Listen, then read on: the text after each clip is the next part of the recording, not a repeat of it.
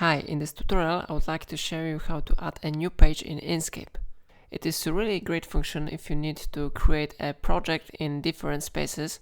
Okay, so how you see we have here only one page, and if you want to add another one, we will need to go to the left panel because here you can find a lot of really useful functions and settings. We are interested in to go to Page tool, so I go to this tool. Because it will let you to edit this document. You can edit the pages, you can add pages or remove pages by using Page tool. Okay, so there are two methods to create a new page. First method will let you to create page with custom dimension. So now you need to just select area where you want to create a new page. So for example, I will create a new page here. And like you see, a new page has been successfully created here.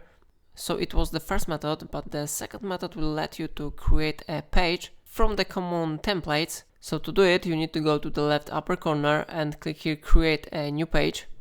After that, new page will be created here, but remember that you can always change the dimension of this page by clicking here, and here you have a lot of really useful templates that you can use. So for example, I will choose here A5, and like you see, it is really working. Our page has been successfully created here, and it's everything in this video. If I helped you to resolve your problem, remember to like this tutorial and subscribe my channel because it supports my work, and thanks you for watching.